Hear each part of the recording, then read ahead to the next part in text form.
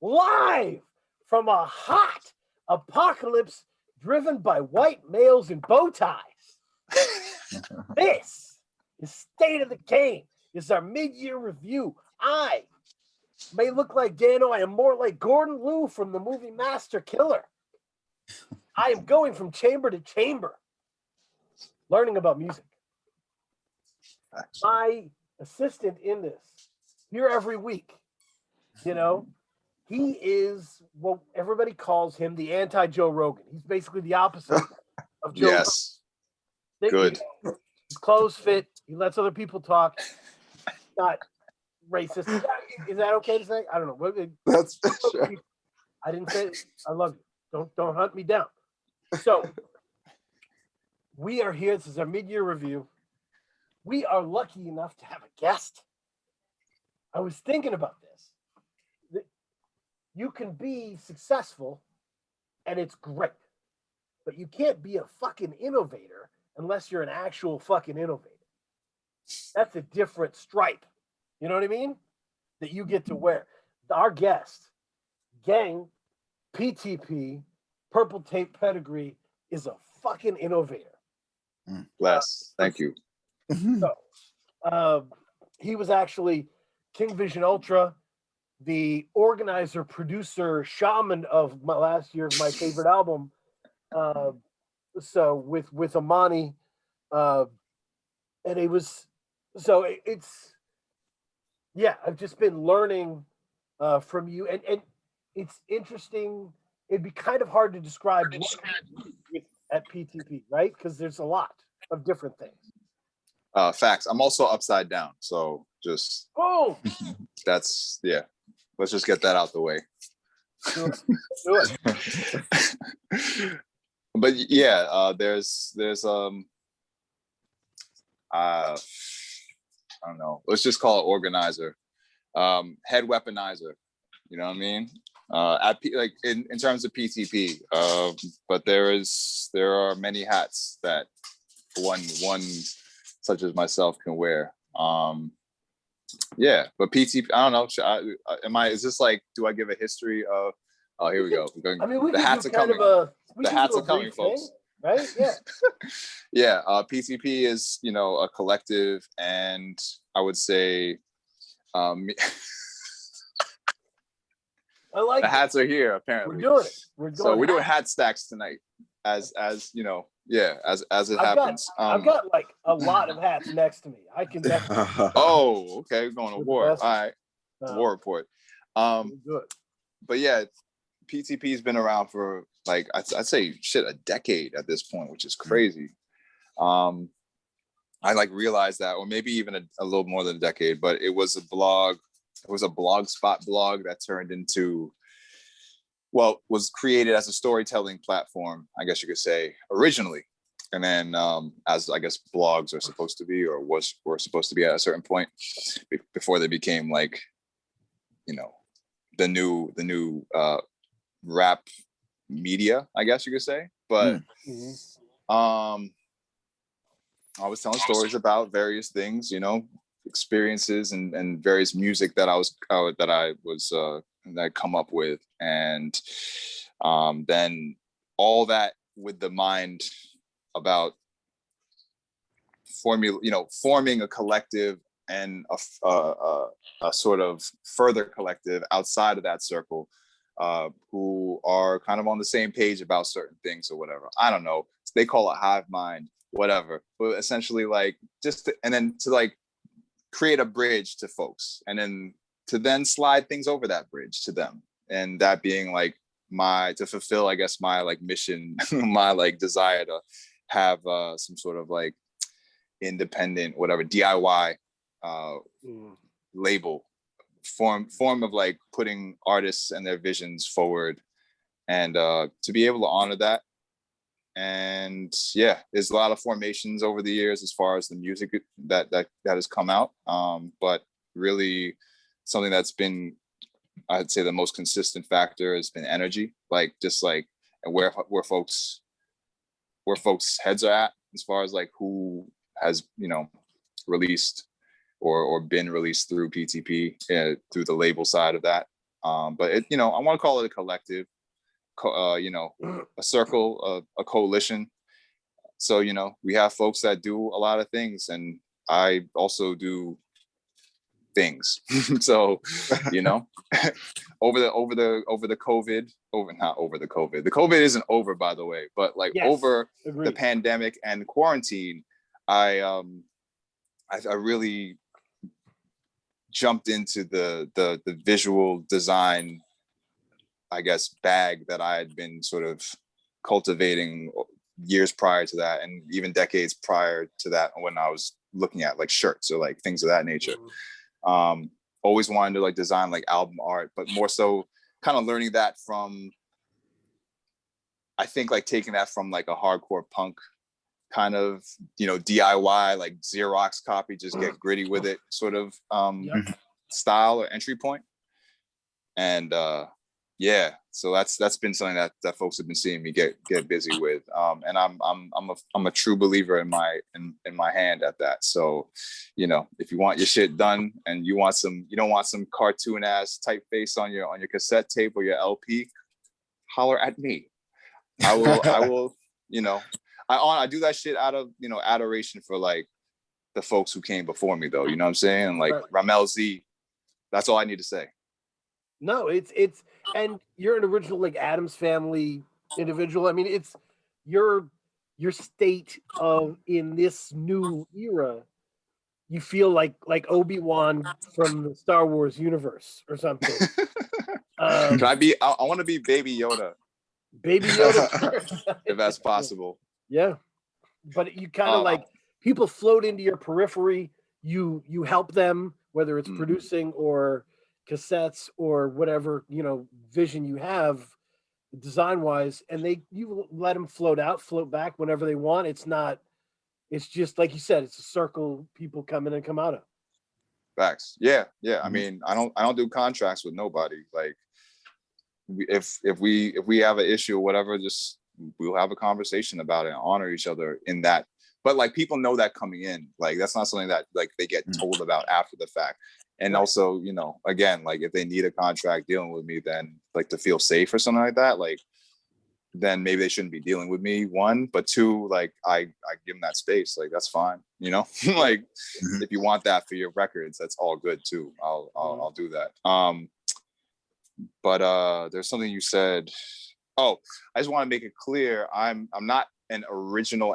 I'm not in, like, Addams Family had many different chapters. So I was in chapter maybe like chapter 3.5 or something like that. Like, you know, like 97, 98 to like around like 2000 or so, or 99 to 2000 turnover year. I don't know. But basically like prior to basically prior to Canox and post, like around the time that Cold Vein dropped.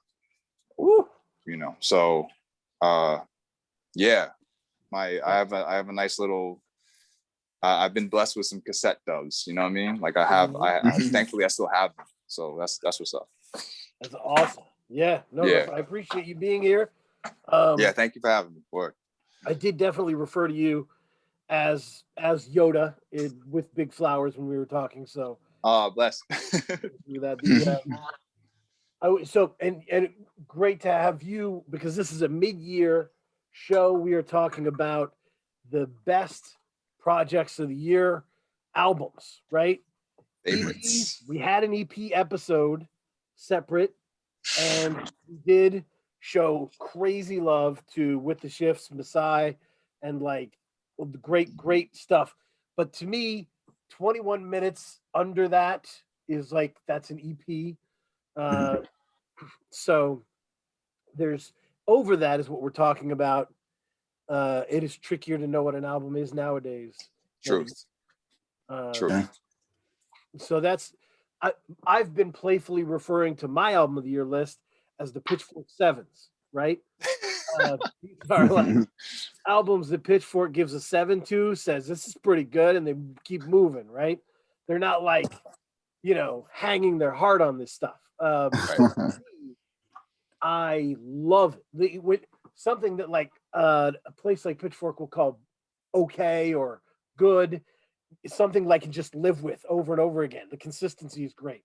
Whereas something they'll say that is superb is kind of a one listen vanguard project that kind of dries up on the third, fourth listen.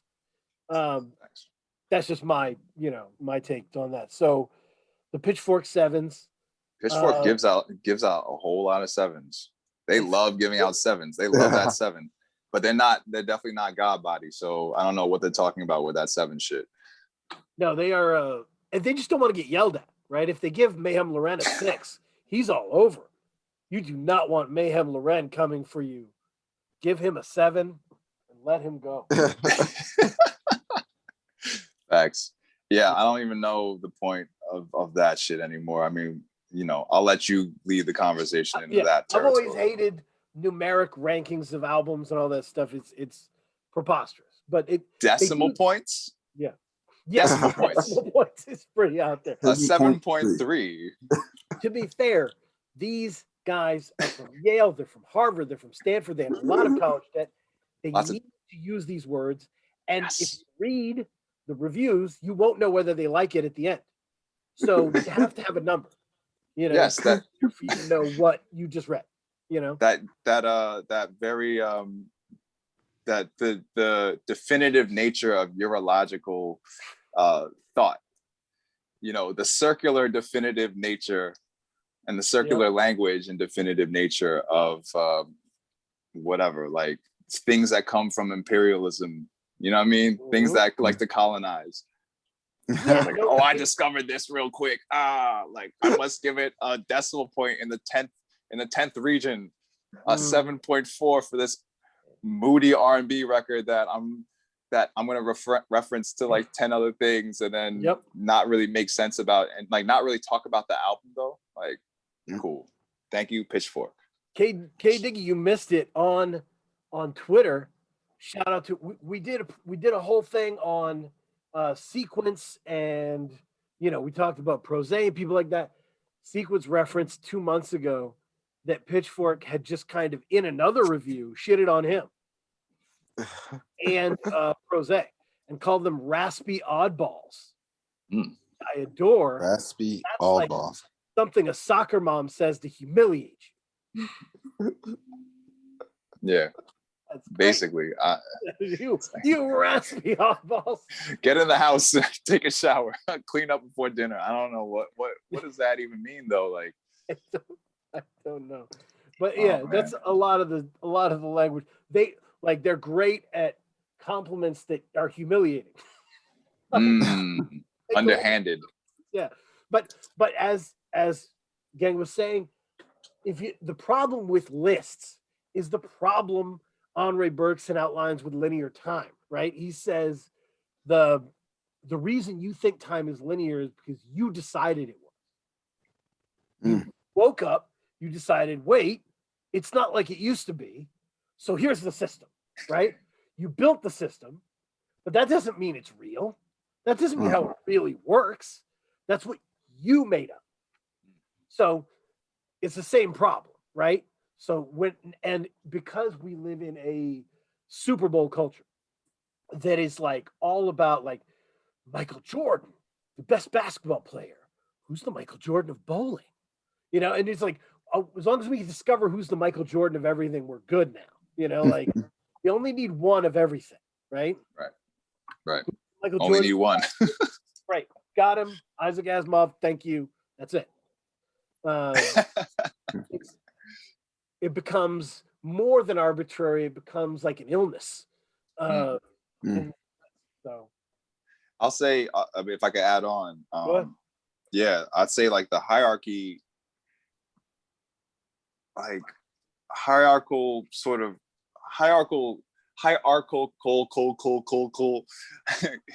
the many layers of hierarchy in terms of like applied to music, especially like, I don't know, it just doesn't make sense. Like if you're applying that to like the celebration of creativity, all it does is uphold a competitive energy. All it does is pit, creators and other creators kind of like, and also the audiences of said creators, or like, you know, the friends, the entourages, you know, fans. I'm a little weird about the fans, like the terminology behind fans, but whatever, you know, like the folks who follow, the folks who are about those people, you know, it's like it pits them all against each other. And then there's this like, furthermore down the line, you have this like perpetuation of rise and grind mentality, like the whole performance of it. You know what I'm saying? It's like, oh, like I gotta put out this much, like, you know, you just have to wake up every morning motivated to like outdo or get the best, like do better than what you did last year in said lists, or like, you know, or better than said person who won up you, or that guy shouldn't have been, or that person shouldn't have been above me. Like, what are you talking about? That album is trash. And it's just like, at the end of it all, again, like it's a wild, like Anglo-centric, or like, again, Eurological idea of like, you know, I mean, it ties back to discovery. It ties back to sort of like, I mean, like you said, Dan, exactly. Like, Dan, you said we need to discover the Michael Jordan. Like, you use the term discover, you know what I'm saying? Like, the word discover. And that idea. And I think that, like, I applaud you for that, you know, for that usage, that well-intentioned usage. Cause like, but the shit doesn't make no sense. Like, why would you, like, I saw a list last year. I saw multiple lists last year with like Alfredo on it, right? Right. Like Freddie Gibbs and Alchemist being at like 19, right? Or 23, Michael Jordan's number, right? And then right above it at 22 is like I don't know, Kia.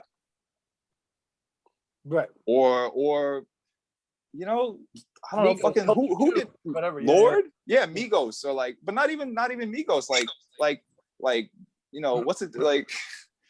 What does a 7.3 mean if it's like Rap Ferreira versus Daft Punk? You know what I'm saying? Like, like, what is any of this shit? This shit is stupid. It's actually like fucking backwards thinking to me. And like, go ahead. I was gonna say, it's interesting because you mentioned competition. Like, I mean, I feel like there's like a common narrative. Like, I've heard it many times. Like, oh, hip hop is very competitive. It's a competitive sport. It sounds like you're kind of against competition in terms of when it comes in relation to art. Is that a fair thing to say? I think ego is what makes shit competitive. I think, like, you know, I think navigating with one's ego is the first thing that will like put you out on Front Street when it comes to like, like, where do you, I don't know. I feel like I'm not a fan of the traditional sense of being like, of this traditional model of competition. And I think that, again, kind of rules into this industrial idea of like, well, you got to make more. You have to produce and produce and produce and do better, when better doesn't mean anything once it leaves that person's brain. You know what I'm saying? Like, one person's idea of better could be another person's nightmare. You know what I'm saying? Like, I could do some shit. Like, I don't want to do the same thing. Like, my whole thing is like, I don't necessarily want to do the same thing twice, quote unquote. But like, the same thing or something different for me could either might be the same, might seem samey for someone else, but also might seem like, oh shit, like Gang done went far left with this shit, and like I can't fuck with him no more because he's a weirdo. You know what I'm saying? So I just think like, I think competition leads to like a very unhealthy relationship, especially if we're trying to cultivate like a more like supportive network of artists, because we're like, let's be real, like, or community, even artistic community, and also like in a creative community, which doesn't just mean the artists. You know what I'm saying? Because like at the end of it all, like we're all trying to like do this shit and live. And I think like, especially in the last year and a half, like we've seen where industry stands on that, and like how many things we didn't like, or we couldn't function or sustain under, as far as like the means of like, or the mechanisms that had already been existing. Like, that's why industry flops on its head so many times, and they gotta do some goofy shit to like play up to something of the moment. So like, that's why they gotta go do some goofy shit with some color boxes and Instagram to show some sort of like performative, you know, we're with you too. Like, we really do care about you. It's like, oh, shut the fuck up. Like, and to your point, K Diggy, about like the way I would think of it is when someone says hip hop is competitive and that's why this happened. Think of that like a relative who you haven't known since you were 16, and all their reference points are crazy old. They're like, you loved He-Man when I last saw you. And I'm like, dude, I'm 32. Like, come on, relax. Right. Hip hop has grown to a point where there's generations of kids who hate battle culture and they just want to make art, you know? Right. And Okay. and there's some people that are still loving battle culture and doing that, and it's all fine, right? Like, right. This isn't, you know, a small, you know, house party that people are battling at anymore. This is global. Right. Yeah. Facts. Yeah, it's like we're fighting for space. Like, you got us fighting for space now on a digital, like, what, cloud space? Like, what are we battling each other for? Like, oh, I got a better idea, or I'm more artsy than you. Like, I'm more creative. Like, right. Yo, I like Playboi Carti as a rapper more than 100 of the people that everyone calls super lyrical or whatever. And I was literally just showing two younger like brethren today, like literally an hour ago, Organized Confusion, Stress, and Godfather Dawn, Properties of Steel, and you know, Smooth the Hustler and Trigger the Gambler's best routines, like Broken Language and My Brother My Ace. So, you know, don't talk to me about like who are the judges of said competition? That's what I want to ask. Like, that's what I have questions about. That's a good point. Yeah, no, That's so right. That's the key point. I agree, absolutely. So for my Simon Cowell. Right. And Lady Gaga is gonna be like, you know what I mean? Lord is gonna judge us or some shit. Right. Like, fuck out of here. The Grammys. Yeah, no, that's why I don't even know why people get mad about the Grammys anymore. Just let it go. Like, fuck them. Right. If you don't agree with it, why are you still mad all the time about it? But yeah, why are you like tuning in or whatever, tapping into that? Just move on. Like, yeah, it's so my thing with lists was for years. Like, I've had this thing over 10 years. I didn't post any lists in any form. I didn't want to add to this numerical kind of machine. What changed that is that lists really fucking work, and they work on me. Like, I will find lists and I'm super excited for like 50 to 25, right? I'm like, I want to know the shit I don't know, you know? That's how I find these interesting people. And, you know, but I have a weird thing where popularity doesn't fucking mean anything to me. It doesn't. I don't care. So I know what the top of your list is, and it's boring. The top 10 of your list is boring because I know what it is. And I know those albums aren't good. And I know you just did them because you're all a community of writers who want to be cool with each other. And so you're all shuffling the same cards. Like, I feel none of that. I don't have that in my body. So my list is always insane. And that's another reason why I never wanted to share it before. Was like, man, people are so popularity based. They're going to be like, oh my God, how can you not have? I'm like, because I don't care about popularity. I just write the music. And that's like a thing. I mean, lists to double up on what you said though, like lists can be like a tool for discovery, quote unquote, not discovery. Putting on, coming to, you know what I'm saying? Not discovery. Throw that out the window. But like putting someone on, like you put me on to I Self Divine. And now I'm like I'm good. Like that and Raquel Rodriguez, is that? Yep. Damn, that shit is ill. Like, so like those two joints alone, like I'm good for the next I'm good for the those will be in rotation for the rest of the year because they're that, like, I find them that compelling personally. So you think the validity, you both think that the validity of lists are to create awareness? I think that's the yeah. I think of off the things top, that that's are not being like given shine, you would say. or artists. Yeah.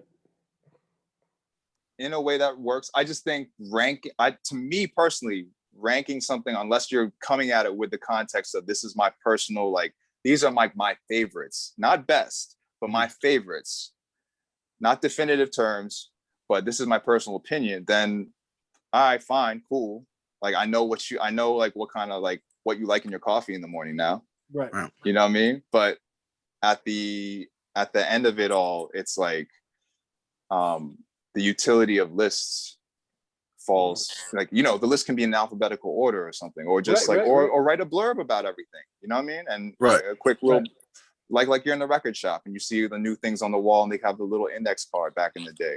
It's like, oh, that's how I found out about company flow. You know what I'm saying? That's how okay. So anyway. My very simple answer is nothing validates the presence of numbered lists. It is not logical. It is not good. It is not ethical. I do Numbered it. list. Okay. Yes. Yeah, I think that's a key distinction. When you say numbered lists, numbered lists, ranked listing. I agree. Validates numbered lists. They're unethical. I do it all the time because I will do whatever it fucking takes to help these people win, to help Sleep Sinatra win, to help myself Divine win. I walk around work cyberly telling everybody to listen to new shit, and I'll do whatever it takes. If it's effective, what I'm going to do. I think the issue with me, the issue I have with numbered lists is when they're presented as being objective as opposed to being subjective. Yes. Like when to go back to your NBA reference, you know, I was at a bar last week and someone asked me, what are your top 5 players? Right. And, you know, that question can only be answered by your personal preference. So lists reflect the personal preference of the people who created it. It does not reflect the objective nature or how good the music on the list actually is. Right. So it's very that's why for me, ranked lists can be very, you know, self-satisfying as opposed to being good, because I do think, and it could, like, Dan, we've had a couple shows regarding hip hop. Like, I think we've done 2 shows on adding albums to a canon. Yes. And so I think we need lists so that we can identify what works of our time are important. Right. But at the same time, we need to recognize the subjective nature of those lists. Sure. Yep. Also, again, who's making the list? Like, who's behind that? Who's behind said list? Mm-hmm. Well, I'm not gonna fuck with anything Santano. Well, might as well call him Santano. Anyway, this doofus. You know what I'm saying? Like, I'm not gonna fuck with anything he's putting out there. Like, I know he's like an incel, and I know, like, he's on some other next shit. Like, you can keep that over there, sir. Right. No, because all of it is a performance, my friend. If you spend too much time on the negative of what an artist is versus what they can be in the future, you're just not in the good place. And Fantano has that sometimes where there'll be a 19-year-old kid with a really strong debut, and he's like, "This isn't polished, and this is," and I'm like, dude, like, you're trying to find gems here. Just relax, you know? Right. That's why, honestly, that's why I really fuck with FME, because what you both do is actually celebrate. You celebrate these things. You look for the good in like damn near everything. Like, things I'm like maybe even diametrically opposed to, or you know, opposed to in some way, shape, or form, or just don't find whatever. You're still like, but this works because of X, Y, and Z. And I'm just like, fair. Cool. You know what I mean? So Yeah. so kudos to much respect and props and kudos to both of you.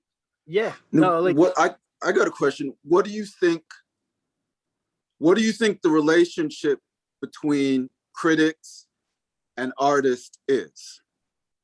Do you think they need each other? Like, because I'm thinking this may be off the wall kind of. Like, I think of the movie Ratatouille.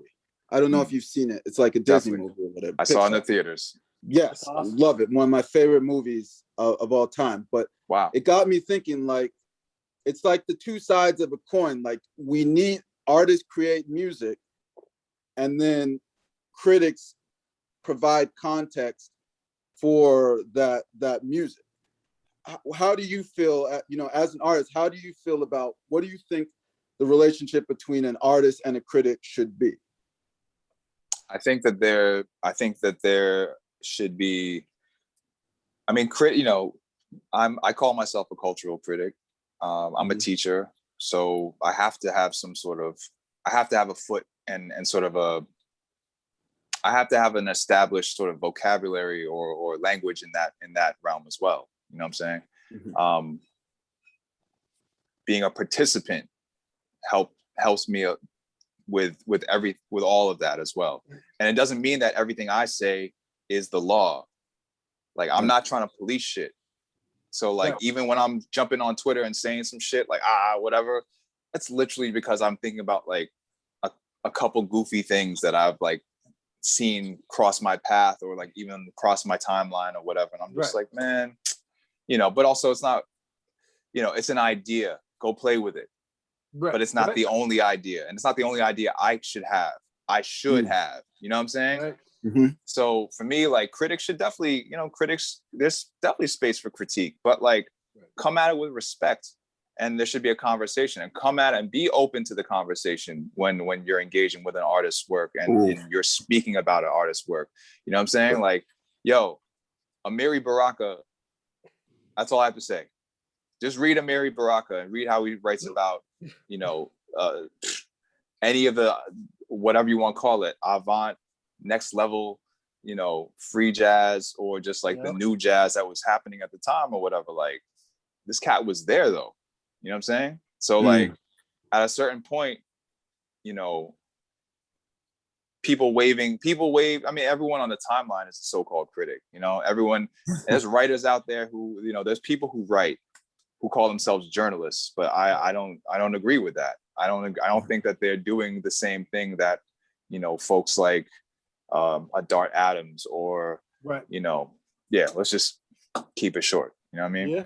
Like folks like that were, doing the absolute knowledge on things and coming at it with intention to give you the information as well as the context of everything, like putting the shit into a proper framework versus like just trying to throw their little 2 cents in the ring with everyone else and echo chamber, et cetera. Like, good point. Yeah, I mean, the critic should help build out the world of music, not wall it off, right? So like John Morrison wrote an incredible book about how the Roots album, right?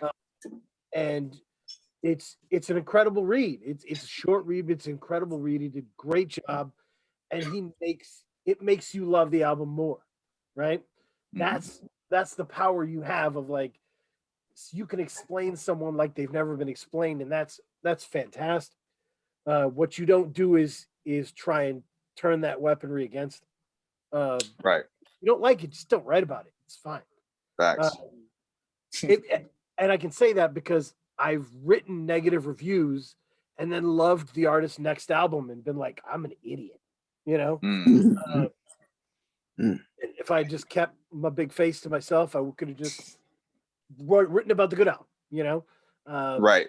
But that also, like, real quick, that's also the thing, that these writers are in this system that demands the work from them at a certain point where you're not, like, albums have a shelf life, or rather albums have a listening life, or are expected to have a listening life of a week now, because a trillion other things come out and you gotta one listen reviews, which like, that's not so, no.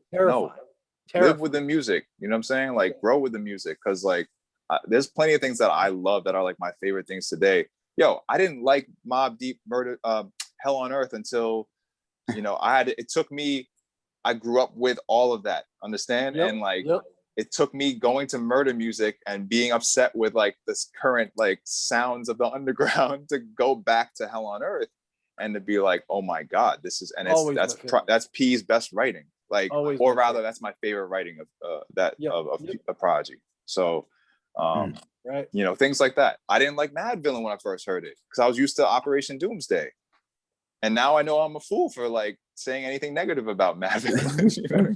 No, you gotta Mad Villainy. grow with it. You gotta learn, and it's that's to K Diggy's point. That's how these lists should be presented, right? Is what do these albums do? What are their superpowers? How do they enact in the environment? So, to kick it off here on my list, we'll talk about some other stuff as well.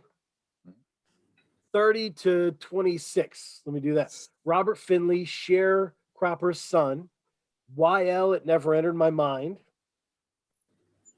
King Mighty 2 by King Micah the Infamous and Mighty Healthy. Sleep Sinatra, Divine Nation, and Dayani, Dopamine.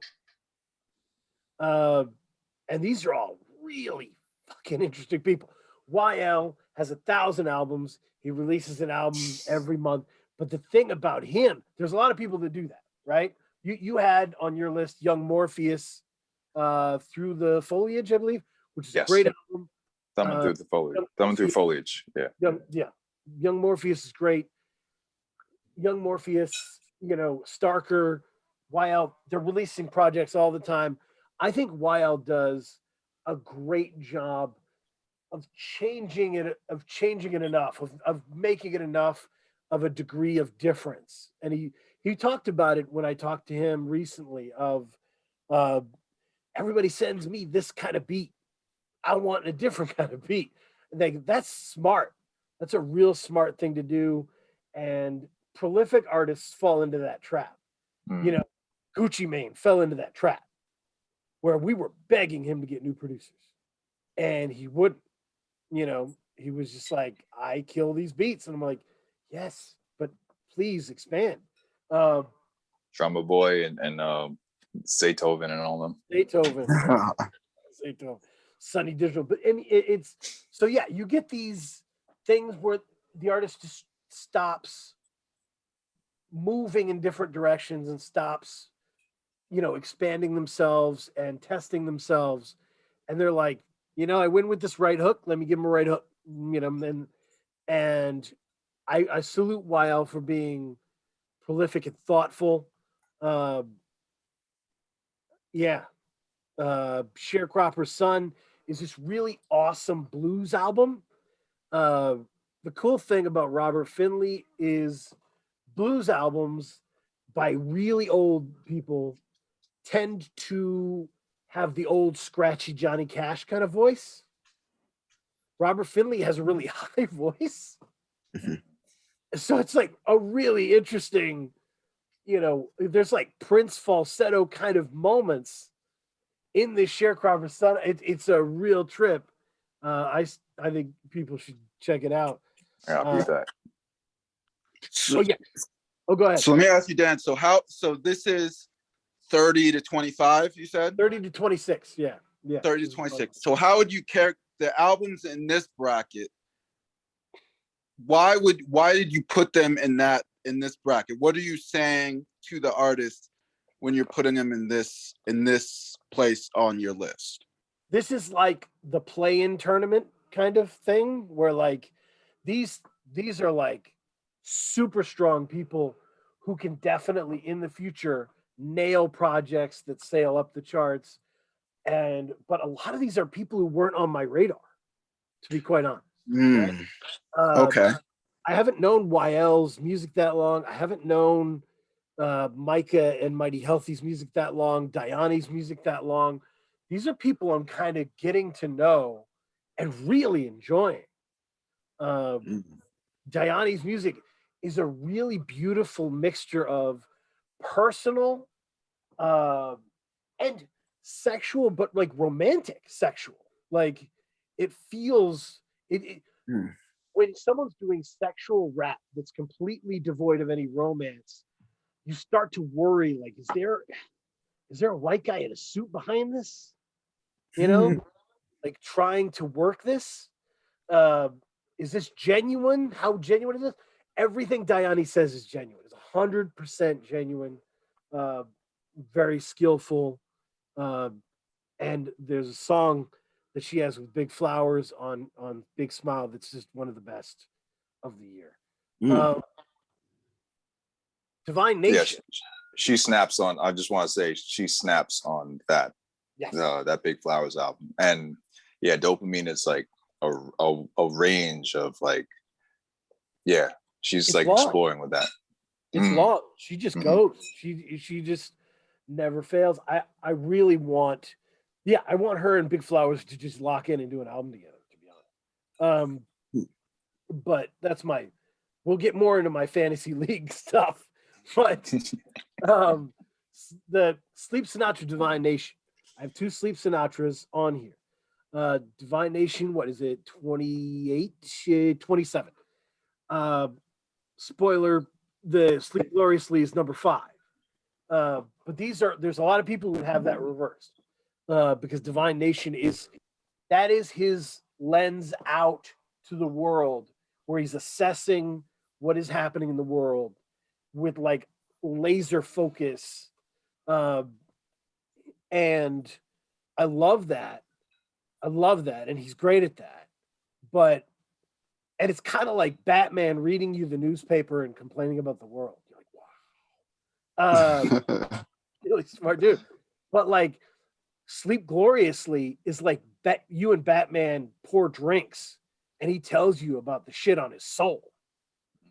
And that's always going to be where my heart is.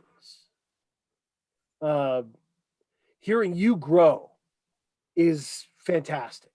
I love that. So that's why Divine Nation is there. I mean, he produces it himself, and it's a great job producing. So. Oh yeah, no, the little points of, I wouldn't say glitch, but the little points of like these stutters that sort of mess the time signature up. Yes. Like these kind of oddball, here we go, oddball, kind of like these odd loops that kind of happen. Well, they're beautiful loops. A lot of times they're traditional loops, and he messes them up on purpose. Right. Yeah. And it's like he's like testing the audience. You better listen. Right. Don't get all into a groove. You listen. And I can keep the pocket. I'm just that nice. I can keep the pocket and not lose, not fall off the tracks, so to speak. So I'm Divine Nation's one of my. I'm one of those people who would have that Divine Nation up. Reverse that order, but I'm not going to argue though. I'm not going to argue here. Like, valid points all around.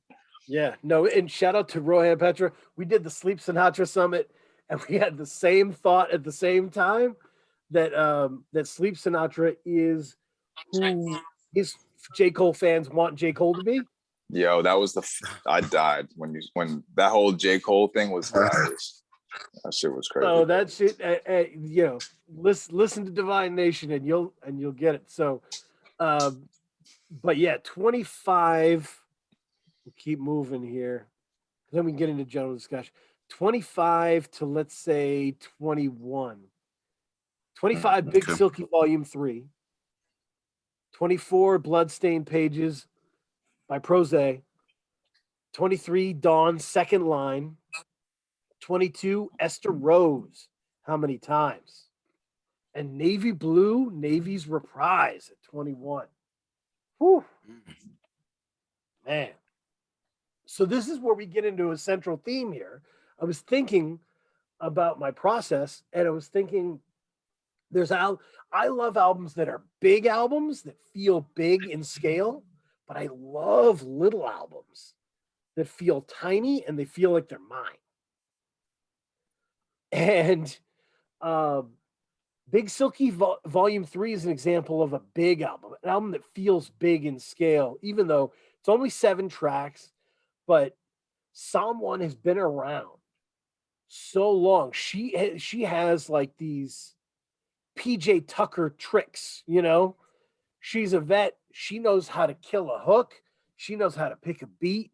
She knows how to line up a song, theme a song.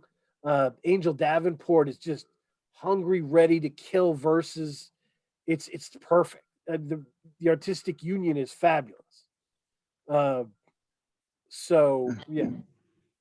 By the way, K Diggy, my son is mad at PJ Tucker.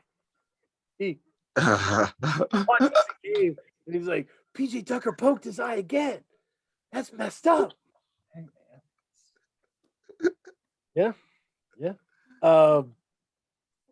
yeah. So that's good. So Well, go in ahead. this bracket, how familiar were you with the people?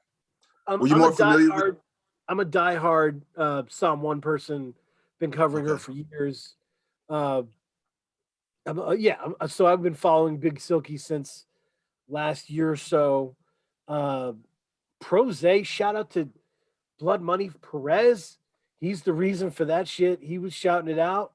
And I looked up the track list and everybody I love was on it. It was a fucking perfectly curated list, like Sleep Sinatra, Teller Banks, Doof producing, just like all these like really high level, like wow, like Ed Glorious does the first track, like it's all the people that I love listening to together. And I'm like, I got to give this a try. And as I've said before, Prose sounds like the hostage voice on the phone. His voice is insane. There's nothing odd about him. He's a very serious individual. I interviewed him and he believes what he believes. He's not a suburban kid. He's from a hard life in Texas. Bloodstained Pages is brutally sincere. It's a very sincere recollection of friends he's lost, guilty conscience over shit he sold to people he sold who aren't here. Just they're bloodstained pages. It's like he's doing this because he needs it. He needs to do it, you know. And you can feel it. You can feel when someone's writing with their pen and they're almost tearing the page. That's the vibe on that. Does that make sense? Facts. Yeah. So, but yes, so he's fairly recent, but that album is so perfectly constructed. It's so weird. Dawn's second line, Dawn is like the queen of R&B dance music right now. She's got an incredible catalog of albums that I'm going to be honest are much better than Second Line. Second Line is very good and I enjoy it, but it's not up to the standards I have for her music. It's still is it 23? That's We're talking about Dawn, who started with Danny Kane, right? Yes. Yeah. Yes. I got to give her flowers. She's had an amazing career. Amazing career. I mean, if you think about all of the late 90s, early 2000 bad boy artists, are any of them still making music right now? I mean, she's probably the only one still making music. And that Last Train to Paris thing Diddy put out is mostly her shit. Like she was rocking. Wow. Yeah. She was like in charge of that dance sound and she was already kind of manifesting. Yeah. Yep. I mean, I just got to give her credit for her work ethic. I mean, she's been producing music for over 20 years. Yep. So yeah. Wow, that's crazy. And yeah, if I had a hat, I would tip it. Facts. Yep. No. At least like one of the people who was in the bad boy lineage who is in a place where I feel like they want to be. You know what I mean? Yeah. Right. Yep. Right. Yeah. And she makes giant size dance music that is grand scale. You should check these videos out. They're unbelievable. She's just so she's like like Grace Jones shit. She's on that Grace Jones shit where she is just standing like strong in the middle of her music as the central figure, which in dance music it's easy to get lost inside it. Absolutely. So interesting thing, man. Last week I was, or maybe a week, I don't know time. Esther, I was in Booth Bay Harbor with Familia. We get some new folks in there playing them some music, and I played Esther Rose some of the how many times, and this lady who was there, at the end of the song I said Patsy Cline would love this lady, and the lady looked and said she would, and she was like just had that dead serious look in her eye, and I was like, dude, this album is like, it's almost the equivalent of like a banging Apollo Brown, like To the Essence boom bap thing, but for country. It's their essence. Like it is a band just together, her kind of a beautiful wispy voice, just walking you through this kind of melodic heartbreak in very well managed ways, with humor and balance to it. This is that essential country shit that you would put on for people who give it up on country. Fair enough.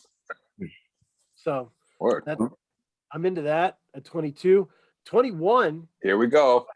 We're going back to Star Wars.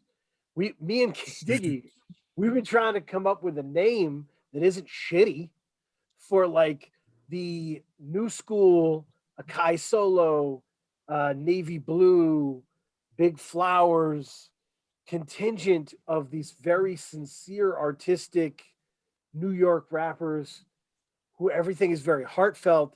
And we've started calling them like the young Jedi. Like they're just, they're very young people, but they seem like they seem like wise beyond their years. Wise. Yes. Navy blue has that thing. Definitely. And I tell Akai, my bad. I tell Akai he's a sage to his face, like often. So, but also like, not just Akai, but definitely, young Jedi. Also like, they could also be, heads could also be the bounty hunters. You know what I'm saying? Like, just doing it in front of the muscle on their own terms, so to speak, and like also just getting out of the craziest situations, like being like, that wasn't anything. And just like they just seem to have like a perfect balance within their music. You know what I mean? And you can tell by the way Navy manages the subject matter he's talking about. Navy's Reprise, I love it. I just love it. Same. And it's because it is a beautiful, tiny record. It is a very personal record. It is Songs of Sage was like giant sized, right? That was the beautiful cover. You got Nicholas Craven production. You've got all kinds of, everything's coming together. And he follows that with the littlest record with the faded brown cover. That's just him managing his life after his father passed. This isn't the My Father Died album. This is the now I'm putting it together, It's beautiful. It's beautiful how he manages the subject matter, how he makes room in his lyrics for just like hanging out and appreciating fucking birds, and like rappers don't do that shit. Yeah, I mean, I find this is a favorite. This is a favorite of mine that I've heard in recent times. I think Navy can do whatever songs in the teens as far as like 16 joints or whatever, and not have it seem samey or drony. I just think he has a very acute understanding of how to write and write again in sort of the in a longer form kind of collected work, so to speak. You know what I mean? So, I mean, also it helps that I don't know. He's able to like kind of hone in on those like those personal things, and you sort of you feel like you're sitting, you're sitting next to him when he's like as he's telling a story, or like talking to you about something that is deeply, not, but like deeply personal is basically like the best I could say. There's variety in the sonics too. Like it's not, it's glued. Like there's a glued nature, but there's movement again. It's not all just like, hot sample, hard drums, hot sample, hard drums, or hot loop, no drums, or whatever people are doing these days. You know what I mean? Like it moves alongside his like narrative and his like personal explorations. I was trying to find the example of that. Yeah. It keeps a texture though. It has like a certain, like the texture is the glue, like the frequencies that he sort of rides are like the consistency and sort of his tone throughout. And it doesn't seem like I don't start tuning out after song 8 or 9. And I've had that issue with like a lot of rap albums where it's like, all right, like you're a very competent rapper, but I'm just not listening anymore. Like you're kind of making the same song 15, 17 times. And I'm just like, all right. So shout out to Navy. Peach Cobbler is an example of just like, there's a groove there. There's a bounce. Like Peach Cobbler bounces. A Sweet 11 is this beautiful. It's very melodic. It's very catchy. There's a lot of good catchy sounds on this to mix with his introspection. Sorry, Keith. Go ahead. So let me ask you guys, do you think, because I'm trying to figure out, I'm kind of conflicted, like with Navy Blue, with this project specifically, but let me ask you, do you think Navy Blue's Reprise, do you think like it's an important record or album that was released in hip hop this year? Sure. I think so. Yeah. I mean, I think it comes from like, it comes from what the artist is feeling though too. You know what I mean? Like I think there's no question that I don't get the I'm waving a sign being the so-called super friend, super vulnerable artist guy, like emo, whatever, emo rap, whatever. I don't like, also not the terms that I fuck with, but like, I don't get this like guy who's trying to like just be like wear his heart on his sleeve and sort of sell it. I actually just think like he's put out this thing that is like, all right, like you could tap in and ride with me, or you don't have to. You could sort of see, that's what I agree with you guys. Yeah, and that's what I say. I agree, and what I was conflicted about was why, because this to me was a very good album. Right. Why? And I was wondering, why did it not get the recognition that I felt like it deserved? And then like I kind of like started to expand out a little bit more in my thinking, like, so if it doesn't get the recognition that it deserves, how is this album going to withstand the test of time? Oh, this is good. Like, how are we going to be like Navy Blue Reprise, which in this moment right now, what is it, June 30th, 2021, we all agree it's, a very important album for this year.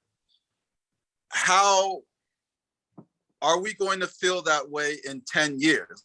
Like how do we establish something so that albums like this not only get recognition, but are able to withstand the test of time? This is good. I like this. Should I go? Yeah. I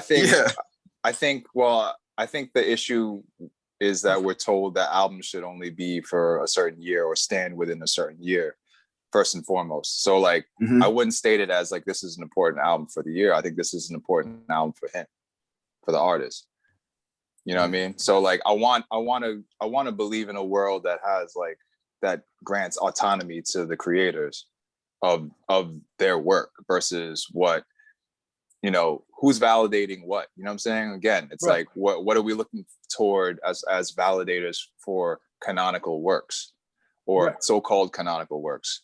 Mhm. Also, like I've had the same question or a similar question as far as what is going to, out of this day, especially this age of access and, you know, yeah, just access in terms of production, in terms of putting something out. It's much easier to do that, and that's a good thing in 9.9 out of 9.9 out of 10 cases, Mhm. except when you have like a 6.9 or some shit like that. But anyway, Right.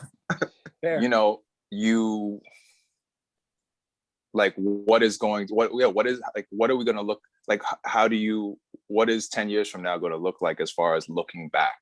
Like what gets celebrated? Like I have a list of things that I favored from last year or the year before that or the year before that, and some of those things I do revisit, you know, but also I'm guilty of kind of leaving them after I learned them. Yeah. Bless you. No, it's that stuff is unknowable, right? Like in Yeah. 1999, they thought American Beauty was the best movie in the world. Right. It wasn't. I mean, they also thought it was going to be a wrap at midnight. You know, Right. they thought you know, Deep Blue was gonna happen or whatever. You know what I'm saying? So Yep. Real. Y2K, et cetera. But anyway, yeah. That's a good question as far as like what I just think that's a question that we could all ask ourselves, and I don't know. I mean, another question is like, one, who's validating what? Like, what do we look at as like an audience or as a personal, as a listener to validate work? Like, what do we look at as the thing that signifies validation? Right. And two, it's like, where are we going to be at in 10 years? You know what I mean? Like, you know, what is Earth in 10 years anyway? That's fair. Yeah. I mean, you can't beat it. It'll be great, I'm sure. But no, Navy's Reprise, by the way, 7.9 on Pitchfork. Out of the Pitchfork sevens. Close call. But it's an instrumental album for him, and I'll tell you why. Songs of Sorrow, giant sized album, big names on it, big production, right? This album breaks him out of the Kanye cycle, right? Of having to make it bigger and bigger and bigger every time. This is where he kicks it down a notch and he says, nope, we're just talking now. And I love those albums. This album is important to me because it is like a diamond you find, you know, and you get to have it with you. So that's awesome. I'm really excited about it, and I don't know where it'll be on the end of the list, but to Geng's point, it doesn't matter. This isn't a career album for him. This is an album that is going to set him up for his future success. Think about his first few albums, right? As Navy Blue, Ada Irene, which is great, Song of Sorrow, and then this. No bad album. He's just next level with that shit. So I'm into it. Double Gang. So that one I think it's a tiny album, but I love tiny albums. So number 20, King Gizzard and the Lizard Wizard, LW, psychedelic prog rock, Australian good times. Sounds like it. Loved it. And they've got a new one after that that people like better, that I don't like better. But that's okay. The new ones that just came out, I didn't really put them on this list, but I had some time with Angelique Kidjo's Mother Nature, which came out, I think not this week, but last week. And I deeply love it. Mother Nature is a giant, fun pop album. Earth Gang's on it. Sampa the Great is on it. Burna Boy's on it. it's a real cool collection of people. There's songs in French. I think she's from a French colony in West Africa. And she's won 4 Grammys. She's this big, giant star. And this is the kind of sun that Afro pop can bring you. There's a brightness to it that is like unfettered. So if you listen to Mother Nature and you're like, this shit is cheesy, you know, that's fine. Everyone has a different tolerance for light and dark colors in that sense. So if you love Necro, you may not like this. You know, that is what it is. But this is, I think it's super fun, and it's indicative of what Africa brings to the pop scene that gets used, gets manipulated, but rarely gets saluted directly. You know, the specific people, you know, that we talked about, K Diggy. We had WizKids made Lagos #2 last year. #2 last year, yeah. You know, and nobody else did. You know, Love that album, yeah. Nobody. Like, it was so. But people know. I run into people who fucking love WizKid, love Burna Boy, love this music. It's just not discussed in that public space. So it's important to keep that. And this is a great album to do it. 18, Big Flowers, Big Smile. Speaking of psychedelia. What a wonderfully insane person. I can't wait to have more of him. There we go. Yeah, no, he's just a visionary individual. He's now like doing, K-Diggy, you're not into this world, but he's now like animating and doing the theme music for everyone's fucking podcasts, and they're super dope. Yeah. Shout out to Dylan Cinema Sci. He's designing shit. He's all over it. His talent's gonna be everywhere. He redesigned Memories Bleed to be Memories Grow with the Pepper Adams, and yeah, I mean, it was great. He's just a huge talent, and this is his album to start. You know, jump in on Big Flowers, Big Smile, and bookmark him, because this feels like the beginning of stuff, the beginning of a lot of stuff. 17, Donovan Days by I Alive, with full psychedelic.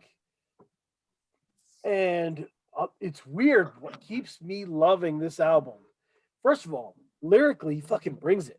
This album has songs about gun violence. It's hooky and it's pretty, but if you listen to what he breaks down, I Alive writes. He also played guitar and bass on the album, and the riffs are ill.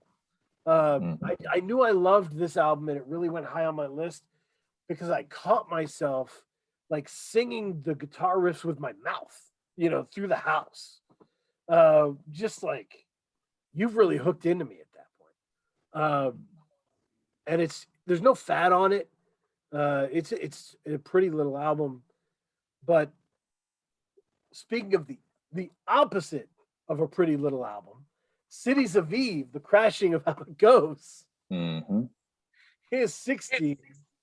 And that is huge and jagged and beautiful in a different way.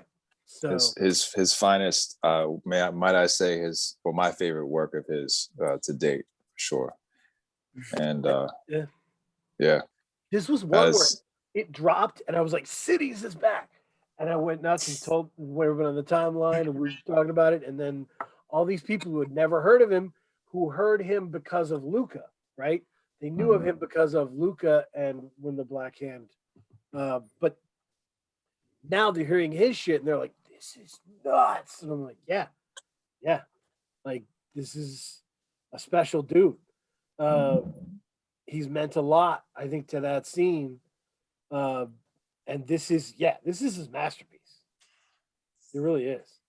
There's more. There's a bit more of it coming. I'll just say that real quick. Ooh. Yep. I'm Ooh, into Okay. it.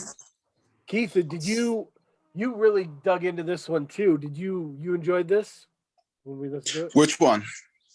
The Cities of Eve, the crashing sound of how it goes. I think I did. We did a show on that.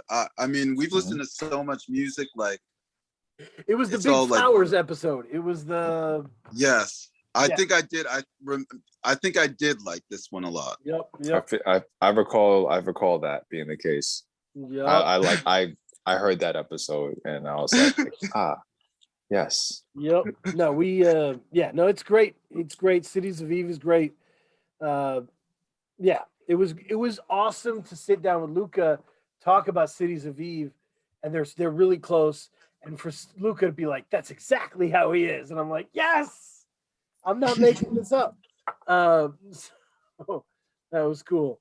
Mac Hami, 15. Now, shout out to Dad Bod Rap Pod. They had a mid-year episode. They said there's 3 albums everybody's talking about, right? They said Haram, Armand Hammer, Crazy 80, Dope Game Stupid. Those are what the critics are circling, right? All of those are on this list, but they're not the top 3 at all. And I love Pray for Haiti. I think it's a great album, but it doesn't get an extra bump because it's Mac Hami good again, right? Like, I kind of don't care. I love that it's great, and I judge it against these other albums. And I think there's ways to do that. There's pockets on this album that are soft pockets. It's not perfect, but it's gloriously unique.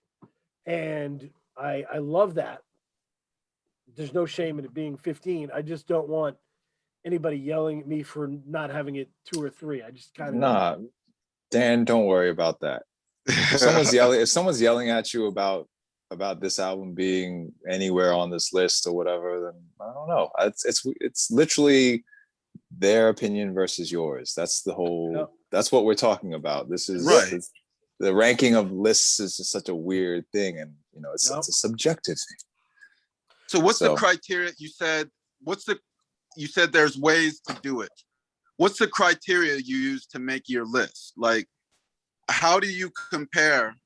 Maybe this is the issue with mainstream lists. How do you compare, like, what is it? Sly Lizard? I can't pronounce it. King Gizzard and the Lizard Wizard. King Lizard and to a Mac Hami. Right. Or Donovan Days to Mac Hami or whatever. Yeah. Or Pop 1967 by okay, no, never mind. That's it. No.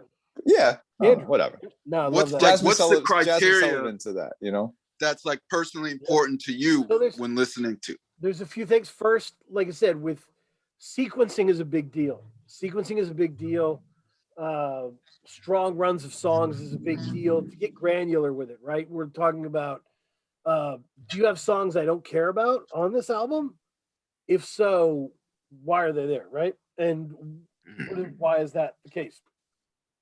With the great albums, I tend to be able to kind of start from anywhere, right? Andrew's Pop 1967 is a great example of an album I can kind of play from anywhere, right? And it's bulletproof. The track listing is bulletproof, right? So, and that happens. The Griselda guys don't make bulletproof stuff, right? They have some songs on there that are ignorable. They always kind of do. And that kind of haunts that prolific New York hardcore rap scene, in my opinion. But the other thing is, it eventually becomes like, the player that all the other players are worried about, right? The thing usually it just gains steam over time, where you're just like, this thing is unignorable. It's got big personality. It's got a story to tell. It's engaging. I learn something new every time I listen. That kind of stuff.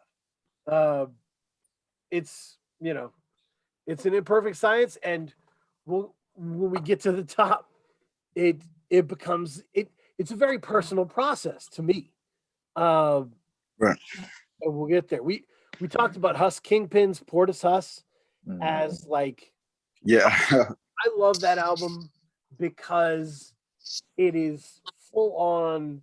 He's always been really good at being weirdly romantic and like playeristic hardcore, and it's a perfect mixture of those. I've been calling it his like Count Dracula album, where he's like, "Welcome to my castle," and it's like the whole vibe is dangerous, but romantic in this way, talking about his feelings in a way that a lot of people don't. It's a new flip of that stuff, right? Because if it's a bunch of people just shooting you all the time, it can get boring, Yes, I would not like to get shot for 16 tracks, please. I've been shot through the headphones so many times. Many times. It's good to switch it up a little bit. So yeah, that's that. I think with the Double Down, Nappy Nina J words. The other theme I saw this year was that a lot of these albums are experiments, right? Portis Huss is an experiment. It's him saying, I'm going to take Portishead and mix it with what I do, and it'll just work, I guess, and Double Down is a beautiful experiment. Your criticism of it, K. Diggy, lives in my head where you're like, it doesn't sound like she catches the beats. Yeah. Into the project. And then I heard her interviewed, I believe it was on like Rob and E's Next Movement. And she was like, I had a hard time because the BPMs were high catching these beats. And I told you at the time, and I still believe, I love that part of Double Down. I love the relationship developing Same. from track 1 all the way to 4 a.m. I love hearing her figure it out. Nappy Nina, if you listen Figure out how to rap on the beats, or figure out what? Figure out how to rap on the beats. Figure out how to translate her style into this new world. Because trust me, pull up Dumbed Out by Nappy Nina. She can kill West Coast beats all fucking day. Right. I think she's from Oakland. It's nothing, right? She can slay those. But what J Words does is so unique. And what Nappy Nina does is very unique because she's very whispery, very soft tone. That soft tone over those dance hip hop beats was really unique and appreciates. It gets better the more I listen to it. Yeah. No, I mean, I would even say that I would say that Nina figured it out already, but it doesn't fall in because the cocktail you're being served, it doesn't fall in the traditional sort of like flavor palettes that we're like that folks are used to in terms of like, all right, like this is the pocket, right? Like this is how that rhyme is supposed to fall, or those syllables are supposed to ride that rhythm or whatever. I mean, look at like what's been going on in Detroit and with like younger folks who are doing things like BK the Ruler or like Hook or folks like that who are just like rhyming in front of the beat, like, and people be like, oh, it's offbeat, but it's just like, but it's they did it, it's fine, like let them rock, let them have their space to do that, you know what I'm saying? For Nina's like wrapping circles around everything. It's just a different type of circle. It's like a different type of color palette, you know what I mean? But no, I mean, this is one of my favorites from the year. Don't call me, or you can call me biased by proxy, but whatever, it's fine. Call me biased, but it's it's interesting. So how did you? If you're mad at Geng's takes on this, call your local drugstore and tell them. That's what you do. Okay. So, Thanks. Geng, do you believe like Miles Davis has saying like there's no such thing as mistakes? You know what I mean? Is that like the camp that you're from? Like artistically, like if there's no artistic mistakes on a song? I would say majority, yes. I would say that there's, Okay. happy. I'm from the Bob Ross, but Miles Davis, but maybe more Bob Ross energy. It's happy mistakes. Right. But also like I don't want to be definitive about any of that either, because there are points where, like, I mean, I just got out of a session where we were doing multiple takes of maybe a 10-bar section of this one thing that was kind of it was an odd time signature, and it was just like, we could have passed it off. We could have passed off the 6 other takes prior to, but Right. we were working for something because we heard it happen in that.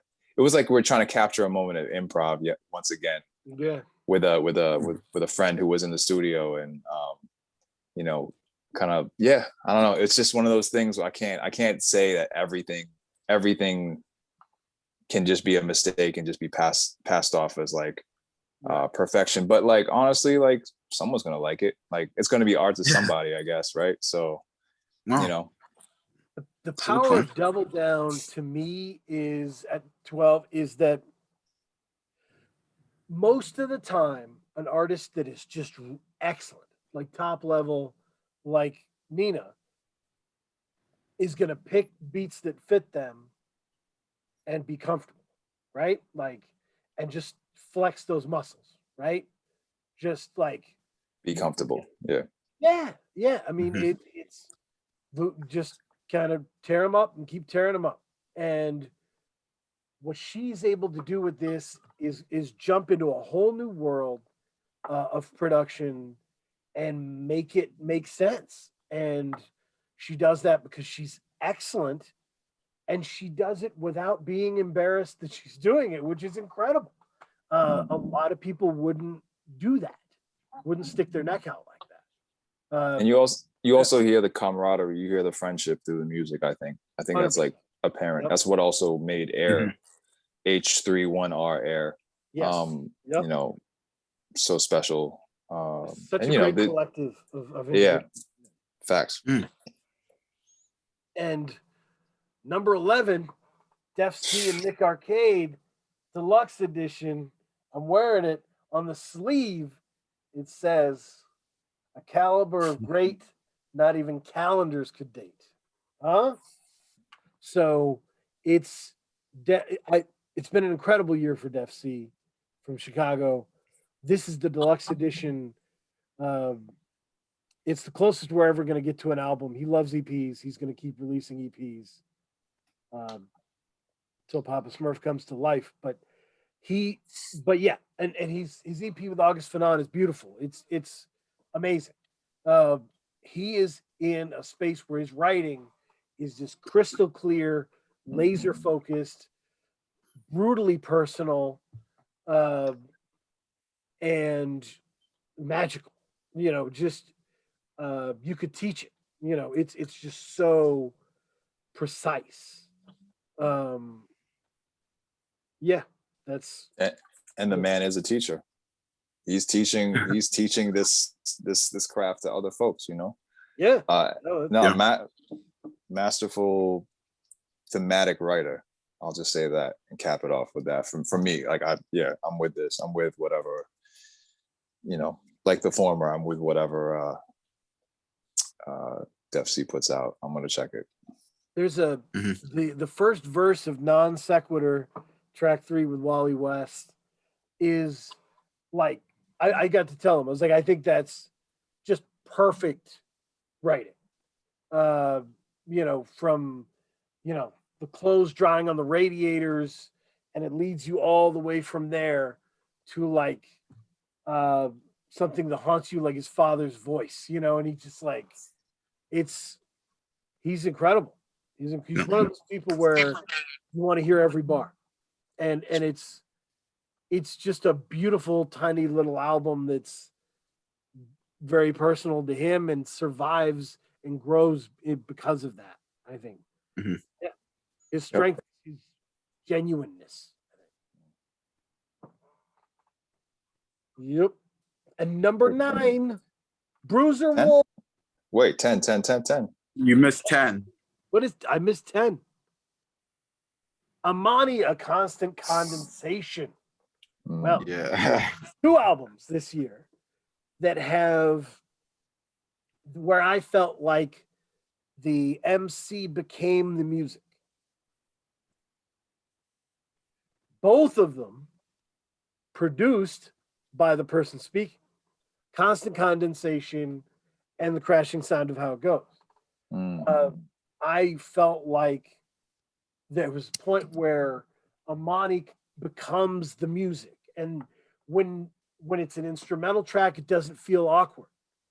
It just feels like this is him too, and that's hard to do. That's hard to do.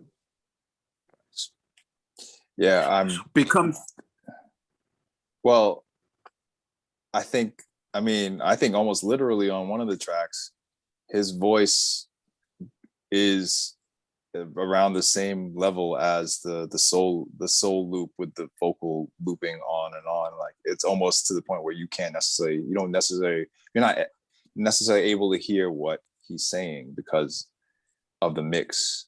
And like, I believe that's intentional, you know what I mean? Like, because I know what frequency, I know what level my guy's working at, you know what I mean?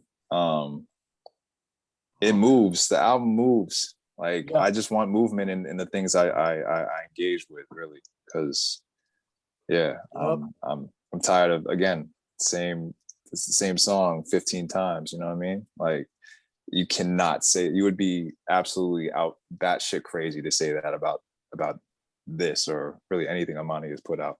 Right. Yeah. No, Amani has such a sharp sensibility, right? I remember thinking, like, I'll never interview Amani because what's the point? He leaves it all there. There's no questions. I don't have any questions for Amani. I know what he means. You know, the cravings, right? There's no better way to explain like wanting sex or wanting love or lust than the cravings. That's just perfect. Black man's therapy is unbelievable. There's just all these different moods that are just very striking. There's nothing recessive about them. There's nothing passive about them. 12 songs, bunch of them short. The one that's long is heavy in the instrumental vein. It's really an interesting project. Yeah, no doubt about that. But it's one of those projects, K. Diggy, that we talk about where if you go into it expecting something, throw that out. Right. Just let him lead you, right? Right. You have to let it go, and just whether the music was saying it or he was saying it, it was said. Yeah, you have to trust the artist. Yeah. There you go. He's got the vision. You can believe in him. But yeah. He's got the vision. My man got the vision. No Game Stupid, number 9. Yeah. So, and I didn't love this project at first. I didn't know what to make of it. I didn't know if he was even on beat, if this was like if this counted as rapping, like, as he says he's been interviewed by, a Dad Bod Rap Pod, that he was like, he just has all these notes of all these one-liners that he collects. And it's just like one-liner after one-liner after one-liner. And I think you compared it to Rudy Ray Moore and the Dolomite stuff. And that is Gang did. And that's, I mean, it has that flavor to it. Wait, did I? I thought you did, or somebody did. I mean, that's a apt comparison for sure. I was somebody compared it. Yeah, I had a thread that was like, there's a similarity between Bruiser Wolf, yes, and Fatboy Sharif in terms of like narrative. Gandhi Loves Children, measures, Yep.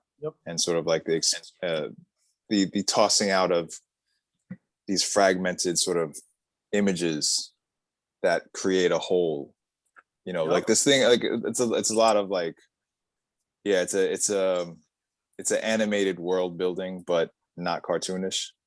Right. But Right. also like to the question about whether Bruiser Wolf is rapping or, you know, I love that note about him just taking a bunch of one-liners that he's collected and just putting them, you know, whether he's slapping them all together, whatever it is, whatever his process is. I think it's beautiful. I think that's like something to be celebrated, just like, you know, the way that there's a disjointed nature in, say, like certain Cities of Eve tracks, where he'll repeat, you know, same thing with Playboy Cardi. Like, you know, is he rapping or is he just like repeating kind of like catchphrases or hooks or whatever? Like, is he just doing a hook for like 2 minutes?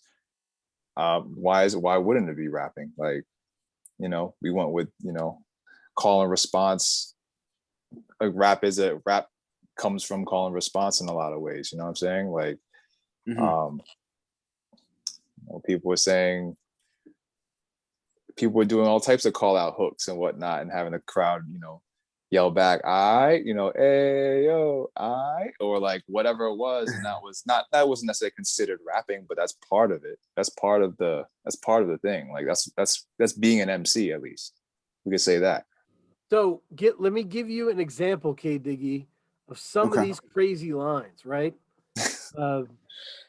And like Ginobili, her man knew, her friend too, goes, give me head like shampoo, because I'm doing whale like Shamu. What was that for? Like Ginobili? Her man knew. Oh, okay. You had to sit with that one. It's he's a genius. It's and I know there's a debate here when you talk about lists of I think there's some people who would feel guilty about putting this very high, higher than Armand Hammer or higher than Pray for Haiti, because it's so silly and it feels like a guilty pleasure, right? Like you're supposed to be, you know, consuming something dramatic that means stuff, right? But that's not always how it works. I agree. I love those albums. There are those albums where, like, the album reflects the mind state of the artist. Yes. You know what I mean? Like the Manu line that you just repeat. Like you had to repeat it twice because I didn't get it the first time. But then when you mentioned it the second time, and I looked at all the connections that he had to make in those three lines that you told me, I get it's like a snapshot of kind of how his brain works. And that's a beautiful thing. Like when an artist does it well, or when an album does it well, like gives you a peek into the artist's mind. I think that's really great. And like you said, you can't judge an album like that. You can't look at it in the same way that you would look at another Right. album. Totally. No, it's it's a groove, man. It's a real groove and I love it. It's but yeah, to Geng's point, we're talking about sonics, right? He mentioned Gandhi Loves Children, Fatboy Sharif, Roper Williams. It's really key. And Roper Williams designed that album sonically so it didn't sound like anything. And that's what this album is. Raffi has just never been better. I think there's 13 tracks on this. Raffi designs all but one. He produced all but the last track, which is, by the way, produced by Knowledge. So that's pretty good. But yeah, this is a masterclass from Raffi, who I think they're starting to call him like the Detroit RZA or something. Like they just like the sound is fuzzy and dirty, but fun as shit, and primal in some way. I put, like I said, Same time in Booth Bay, lovely people, very Caucasian people, and who don't know anything about this music. And they're like, play me whatever. And I played Dope Game Stupid, and everybody's shoulder rocking. Everybody. Like, it's just an immediate, it's undeniable. The sonics of this are beautiful, and Bruiser Wolf is nuts. But this album does not get as high as it gets without the last song. Mama Was a Dope Fiend. Mama Was a Dope Fiend is amazing. It's very personal. It's very like he's like almost crying through it. I love it. And his writing is super powerful. It's really personal, and it's really interesting way to end this album, which has been so much fun. It kind of holds you accountable while still giving you this amazing experience. So, number 8, Jasmine Sullivan, Hotels. Everyone's writing about that. I don't need to talk about that. I basically, the short diatribe on this is pop people who, because I think Jasmine Sullivan has been great for years, but it's been very family-friendly pop R&B. This was her asserting her sexual identity. I support everybody being able to assert their sexual identity as an album theme, and just do that. Just do that however the fuck you want, and it's always going to be interesting, you know, whether it's Josh Virtue eating ass in a monastery or it's Hotels. I'm here for it. Yeah. Yeah, I mean, I liked it. I mean, she did do Bust the Windows Out Your Car, that was like the big hit. But what I liked about Hotels with an X was that, well, there are two things. One, I think it was ambitious. I think the ambition is one of the things that's really missing in mainstream hip hop and R&B nowadays. Right. And then two, I felt like I for one, I like albums that she was looking to make a statement. And so she formed a cohesive body of work. It wasn't just like a collection of tracks. It was a cohesive body of work that was used to support a thesis that she had. Yeah, no, and it was an experiment. You know, she had never done anything like that, and she put her neck out and did it. And I shout out to her. Number 7 is deep within my heart. Sweet Side, Raquel Rodriguez. Gang, how did you feel about this when you were able to check it out? Yo, it definitely hit right away. Being someone who grew up with, I feel like the first thing I read was the biography on the, I think the Bandcamp page. Yep. And it lists many of the things that I grew up with. Big 90s R&B energy right away. Yep. You know, we're talking like immediately, for some reason, I thought of Brownstone. And then I thought of, and I thought of Monica too. Like very like Monica, like vibratos and like the lightness of it.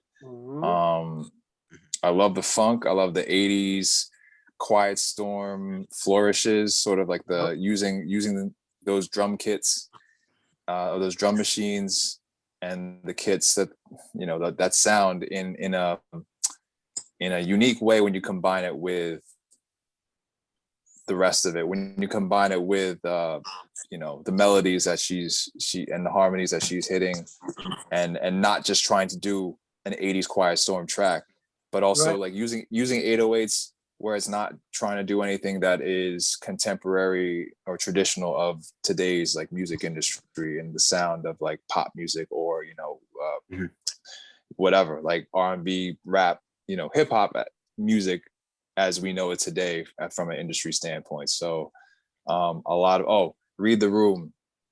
Right.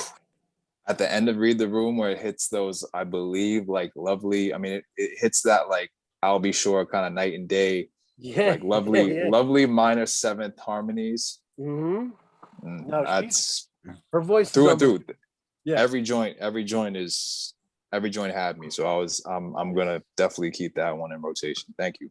No, it's incredible. I mean, and I don't listen to the radio. I have no idea what pop music is, but to me, this should kind of be it, right? Like this should be living on the radio for people because it's kind of a class in all the sounds of R&B. Like Songwriting feels like it's on this, right? There's all these different forms, as we said, funk that are just in here, beautifully done. With a great voice, with someone who like deeply loves it. So you can, I think she DJs and stuff. Like she's for real, like in the LA scene.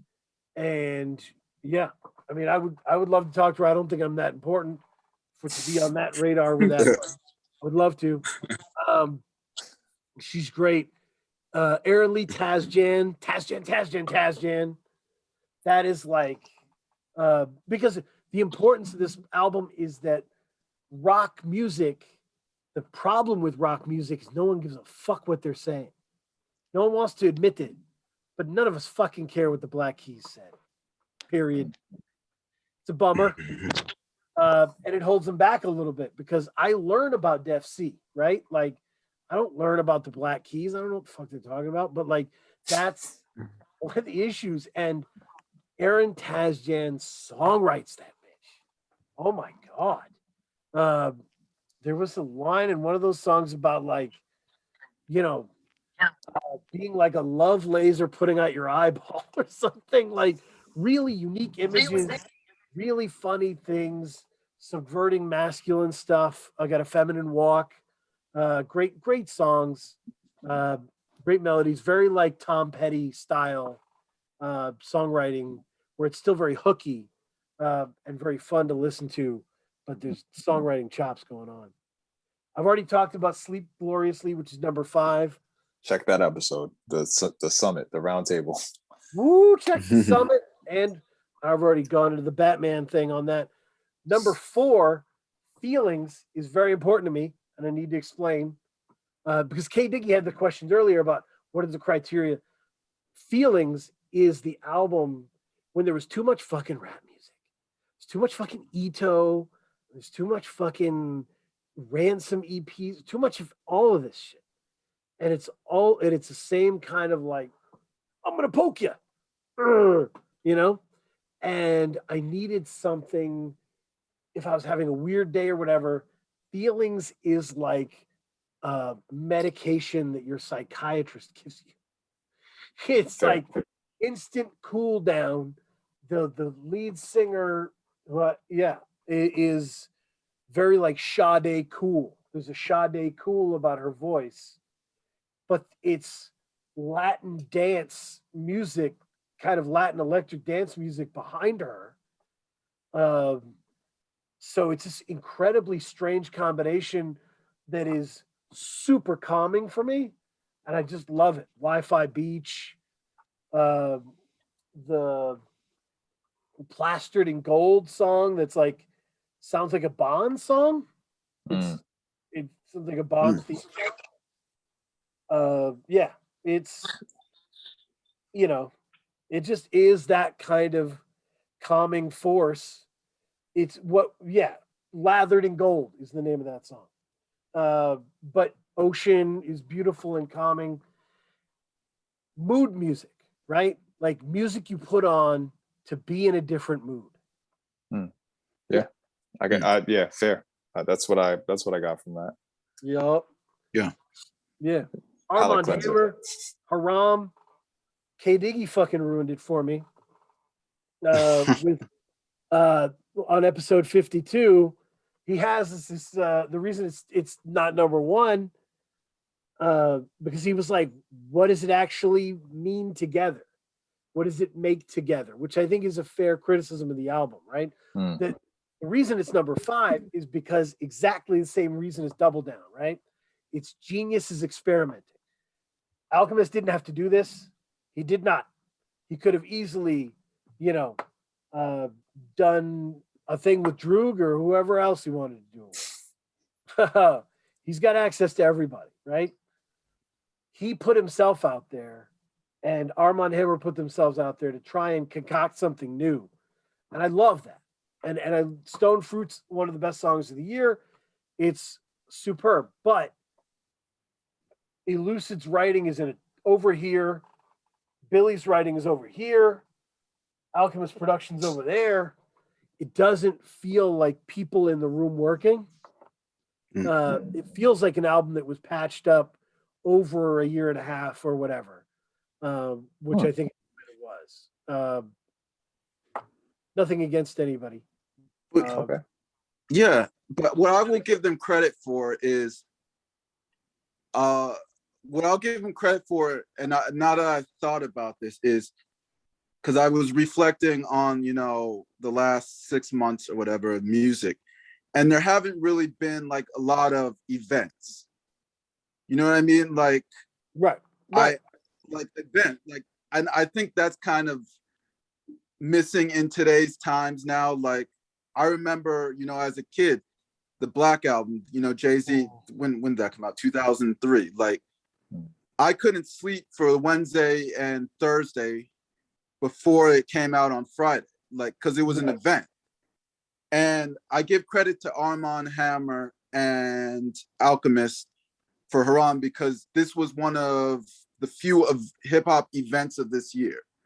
When that was announced, everyone was like, okay, I'm going to put this on my calendar. This is going to be, this is going to be big. It was an event. So it was, and it panned out. It was, I can't believe I just gave this like critical explanation of why they're number 3. Number 3 is really good. Yeah. Those guys are undeniable. They're the best rap group in the world. In the universe. Facts. Yeah, I mean, honestly, I don't know what Mars has popping, but bring it to Armand Hammer. Those are the guys you got to beat. So when the Black Hand touches you, I got to talk to Luca about it. His undeniable voice, how he's crafted his writing and his delivery to the point where you can't misunderstand him. And that's kind of what's made this album climb and climb and climb, is while other albums that may have denser themes or maybe trying to do more just didn't execute them as well. This album is really well executed, from the beats to the lack of hooks to the song lengths. Lots of air outs.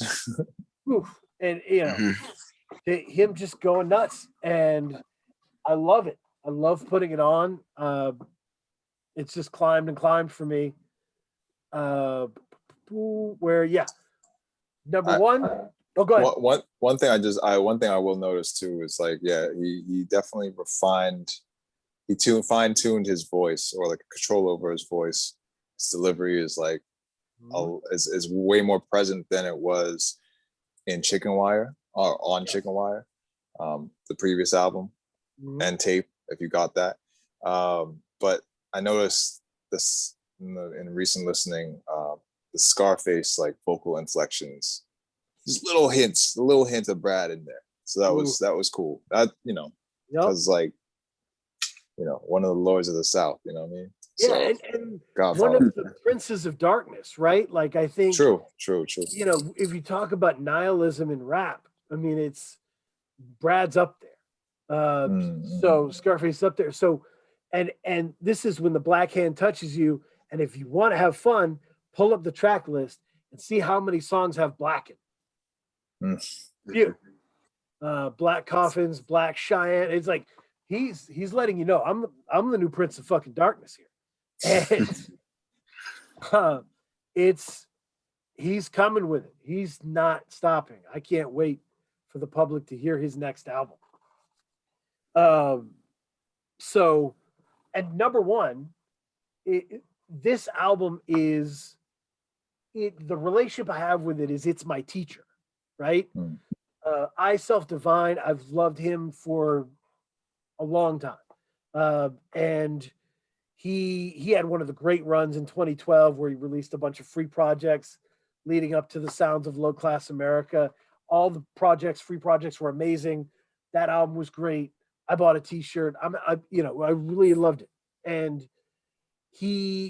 but he's been talking about the problems that Black people have in America his whole career, right? And finally, nowadays, this is a front shelf thing, right? Now this is something Tom Hanks talks about, right? In op-eds, in 2012, Tom Hanks was not thinking about this shit. I'm just telling you. He was teaching Chet Hanks patois. Right? That's it. That's it. That's Son, our I gotta folklore. teach you a little That's our something about Jamaica. Oh So, boy. So I Self-Divine coming out and doing rituals of resilience and literally, teaching through the tracks, gentle reminder, joy antagonistic, walking you through the frustrations and the overcoming, right?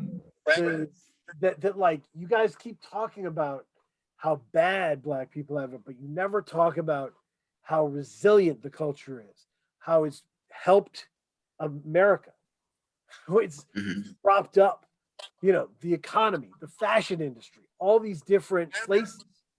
And I Self-Divine does that, and he does that in these knowledgeable chunks, like, just delivering you little chunks, and he sews them together. And by the end, you're like, this is amazing. Yeah. I felt, I thought it was superb. Upon first listen, I was blown away. The writing is full, and I actually had that note as well. Like the writing, similar in a way, like similar to Fat Boy Sharif or Bruiser Wolf or even a Rock Marcy. There's these chunks, like these, like it's full of whole word fragments. Yes. You know what I mean? Like he's throwing gems upon gems upon gems. And the production, the way it's produced and mixed, there's something about the reverb. The ever-present reverb in it. Yes. It sounds like soft and light, but in the best way. It's not using it to be dream popish or whatever. It's not doing anything that takes away from the messaging and sort of the heft of the messaging, but it's easy on the ears over a listen, so you can actually rewind that whole joint, go back to it and listen to it again. And there's just such range, and it feels ethereal without trying to go for it, you know what I mean? Yeah. And there's just mad range on it. Like there's a drum and bass joint where he's going over that. There's a footwork joint, at least an interlude, it just changes it up. Again, there's movement, just like what I was saying about like A Constant Condensation and other albums as well on this list. Samples funneling in and out. No, Orko Elohim produced it, and he's kind of a legend in this underground space. Whoa. Okay, wait. That's Orko the Psychotic Alien? Orko Elohim, who did he was in that group with Big Just and Nephilim. Yeah. I have the note that it feels like something that falls in the universe of Big Just and Divine Styler. That's crazy. Wow. Yeah. No, Orko produced it, and Orko Elohim is a legend in the space. But the thing about Orko is he's great at just massive, like post-apocalyptic event sounding things, right? Big sounds, but big chaotic sounds. This is controlled. This is super, controlled sounds that somehow, like, they do gritty, but they do beautiful, and it all accentuates, and with the chunks, right? So sometimes there's guys who rap in chunks, but the chunks don't connect. So you're just kind of doing a word puzzle with the person. But like these all feel like pieces of a puzzle that make a picture. Right. This album dialed in. Yeah, this album has taught me how to digest the news I've been getting. Right.